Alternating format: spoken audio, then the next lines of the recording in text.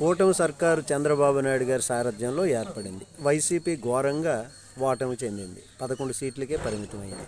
అయితే ఇక్కడ చంద్రబాబు నాయుడు గారు సంపద సృష్టిస్తారు, సంపద సృష్టించి ప్రజలకు ఇస్తారు, వారు ఎన్నికల హామీగా చేసినటువంటి పథకాలన్నీ కూడా ఇస్తారు అనేటటువంటిది. అట్లాగే పవన్ కళ్యాణ్ గారు కూడా దానికి తోడై శంఖం ఊదినటువంటిది. మరి 6 మాసాలు పూర్తయింది, సంపద సృష్టించారా అంటే ఏ మేరకు సృష్టించారో అందరికీ తెలుసు. సంవత్సరం అయింది, సంపద సృష్టి ఎలా ఉందో అనేది తెలిసింది. ఇప్పుడు సంవత్సరంన్నర 18 నెలలు గడిచింది, సంపద సృష్టి ఊసే లేదు. సంపద సృష్టి ఎలా? ఇంకా అది అటు ఉంచితే 2 లక్షల కోట్లకు పైబడి అప్పులు చేసినటువంటి పరిస్థితి. మరి 2 లక్షల కోట్లకు పైబడి అప్పులు చేశారు, సంపద సృష్టి లేదు, పథకాలు కూడా అరకొర ఇచ్చేటటువంటి పరిస్థితి అని ప్రజలు భావిస్తున్నారు.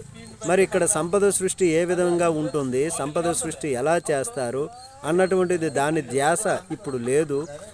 అప్పుడు జగన్మోహన్ రెడ్డి గారు అప్పులు చేస్తే ఆ టైంలో అదంతా ప్రజలకు సంక్షేమ పథకాల కింద పంచిపెట్టారు.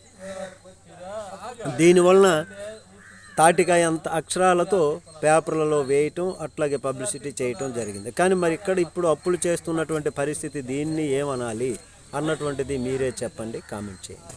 ఇది ప్రజలు భావిస్తున్నటువంటిది. నమస్తే.